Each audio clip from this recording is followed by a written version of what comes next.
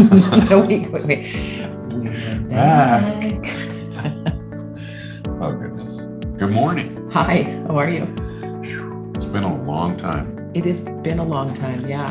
What, like almost 17 months since we sat in person together to record one of these. Do you think folks knew, our regular viewers, that we were remote this whole time, or did we fool them?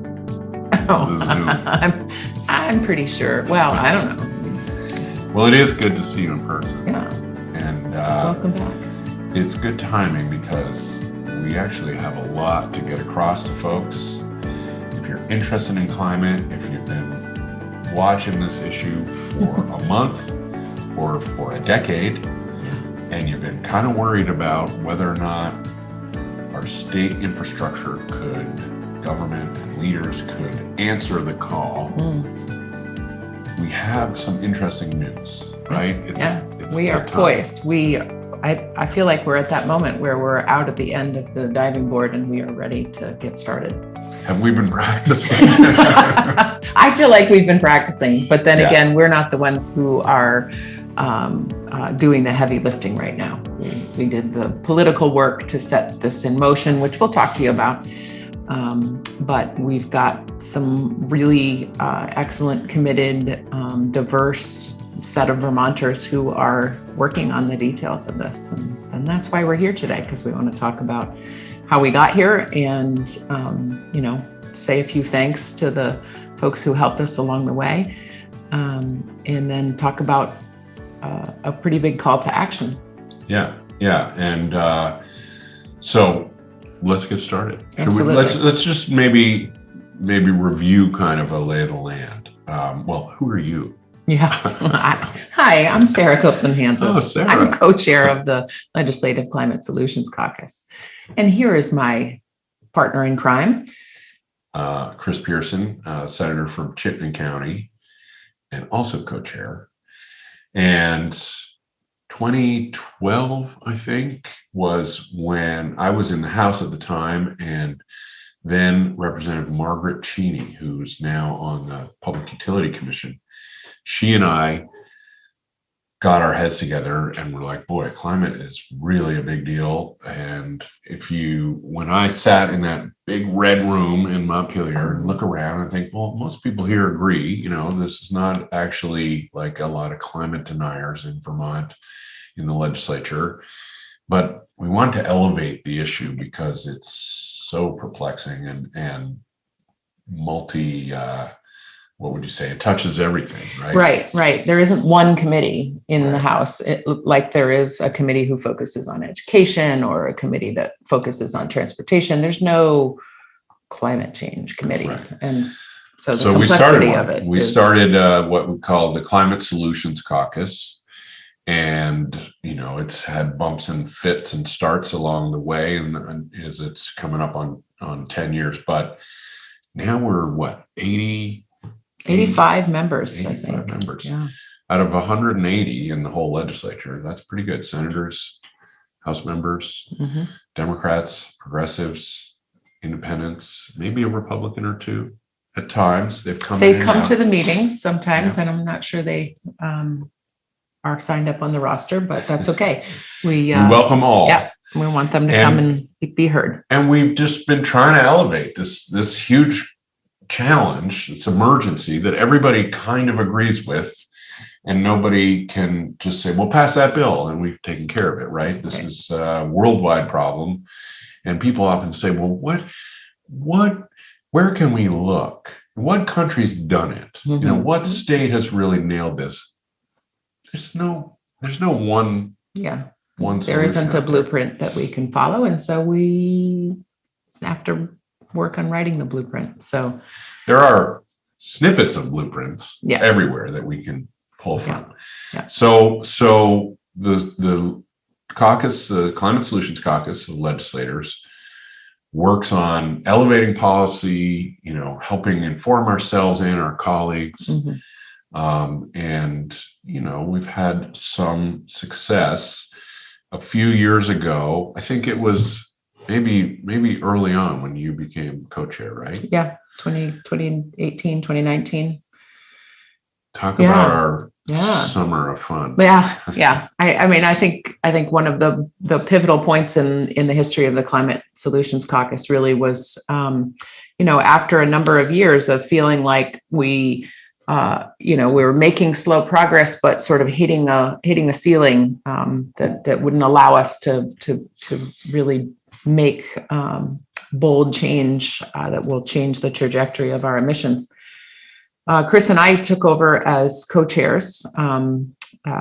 This is fast forwarding to the point where he's a senator and I'm a representative. And so each of us in our chambers have rallied, our members of the Climate Solutions Caucus. And we decided that what we really needed to do was double down not only on organizing internally in the legislature in order to plan better bills, but also to organize externally and really engage with Vermonters, because you all are the ones who can make or break the ideas that we put forward. We can put forward, the best ideas that we glean from all over the country or all over the world. But unless we have Vermonters like you calling your representative and saying, yeah, this is a good idea, let's do this, let's do this yesterday, because honestly, we're too late. We knew we wouldn't get the progress we needed. And so we organized a summer of work groups. I remember being on a number of calls. Back then, we didn't do Zoom so much. But I did. I got a teleconferencing. I got a conference call line, and I was on the transportation subcommittee. What were you working on then? I was working on the green economy. Sort of it's not just trying to pull through. Hey, we don't have to pick jobs or the climate. Let's find the things that we should have them intersect very clearly. And what strikes me is, and then we sort of launched into this public phase where legislators, Sarah or I and our partners went all over the state. We had, 20 public meetings, and the same premise as the foundation of the caucus. The public, we believe, polling shows, walking down the street shows that the public in Vermont is very concerned and wants to see action. But getting that elevated so that people are actually talking about it, and the climate environmental movement tends to be very, not scattered in a negative sense, but you could be talking about water quality. You could be talking about international issues or pipelines in the Dakotas, right? And so how do you trying to focus Montpelier and get some of that grassroots energy? That's what I remember us trying to do. Out of that, we came up with, I think, 4 main priorities in that year: Transportation Climate Initiative, Contractor Registry, and the Global Warming Solutions Act, and 100% renewable, and a renewable energy standard. We've bumped along through some of them, but most importantly, and what we want to help people understand is the Global Warming Solutions Act. What it's meant at the time, we called it foundational piece to all of this, and I've come to really, it is the law, and I've come to really understand how true that is. Right. I hope, or it's proving to be. So the Global Warming Solutions Act, the reason that rose to the level of being a priority was because it takes our greenhouse gas emissions reductions aspirations, which we've had in statute under Republican governors and Democratic governors, renewed these aspirations for years. But fact of the matter is, we have blown through every aspiration that we've set for ourselves in terms of reduction targets. And so the foundation of global warming is really putting those aspirations into law as requirements, and then setting up a group of people who will come together to help write a plan for how to reduce our emissions. Yeah, so think of the Paris Agreement, right? That was internationally celebrated and signed on to by all but one country. For a while, 2 countries, but we're back in that as the United States. And it set emission reductions by 2025. You got to do X by 2030, by 2050. So that's what we did. We replicated that in Vermont, and when Trump pulled us out of the Paris Agreement, Governor Scott led other governors, was part of a group saying, no, this is really important as a worldwide commitment. Yeah. Vermont is going to honor the Paris Agreement. So we were like, great, we'll just make sure that's in Vermont law. Despite what's going on in Washington, I'm committed to doing our part. In response to the federal government's withdrawal from the Paris Agreement, I've joined 13 other governors to affirm the state's commitment to meeting our share of the emissions reductions for the United States Climate Alliance. In one respect, it was an easy decision because in Vermont, we are already committed to going further, and I believe we can and will reach our goals of 90% renewables and greenhouse gas emissions reductions of 80 to 95% by 2050. Yeah.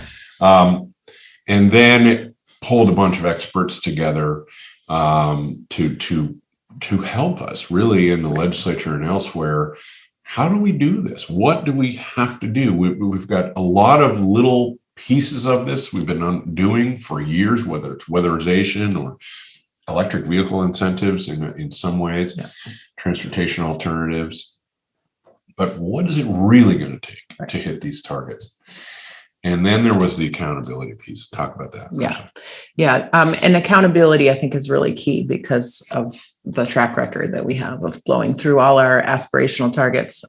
What the Global Warming Solutions Act says is Vermont, you are required to make these reductions, and if you don't, there is a right of action, a legal proceeding that will allow someone in Vermont to go to the courts and say they ignored the plan, or they didn't write a plan, or the plan that they wrote didn't meet the needs of the reductions. And it was important to us to also recognize that while we need that accountability, we also don't want to waste a bunch of time in court. So the remedy, if we don't write a plan, or if the plan doesn't have the reduction components in it, is to go back and write another plan. Just get back to work. This isn't about long protracted court cases. This isn't about somebody getting a big payout.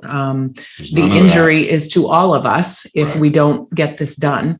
And so go back and write another plan. That, in a way, that piece at the time when we enacted the bill was the most controversial and kind of weird, because it really says citizens can hold their government accountable if they're falling down, and there is no big payoffs. If you win the lawsuit, maybe you get your legal expenses covered, and then the courts say, the plan isn't aggressive enough, go back to the drawing table.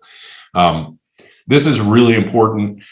Just as a premise, I think citizens have this power in a democracy, but what I'm seeing as the work is underway is all of the participants in the parties are keenly aware of these the deadlines. Right. A lot of time in state government, we set deadlines. We need this analysis by January 15th, so that because the legislature only meets till May 15th.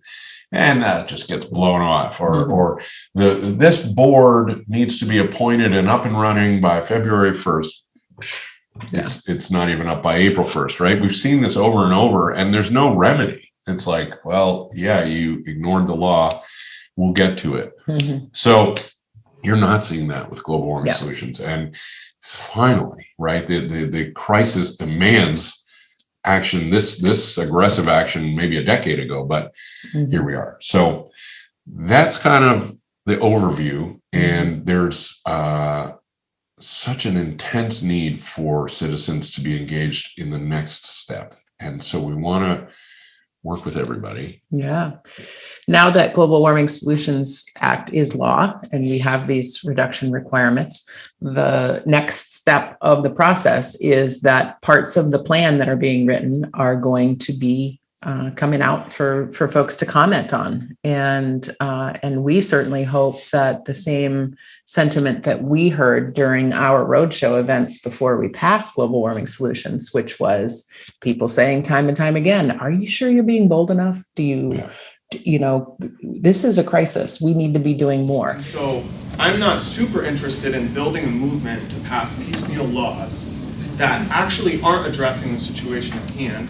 They're the best that we can do in the context of the existing system, in the context of the legislature, but it's meaningless in the face of what we're actually facing. We need to have a reckoning with what is actually going on, okay?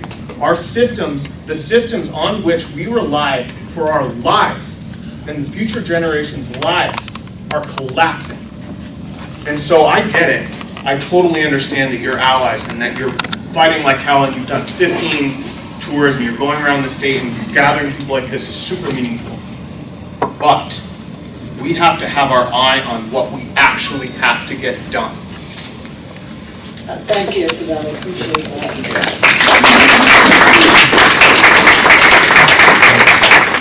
that. And so, we're certainly hoping that you're all still there with us, because this is where our collective actions up until this point really have the opportunity to launch.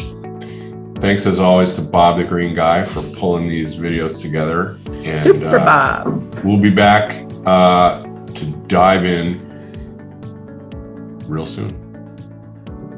Right? Yeah. Thanks, Sarah. It's been real fun. Witty repartee. Oh, you're right.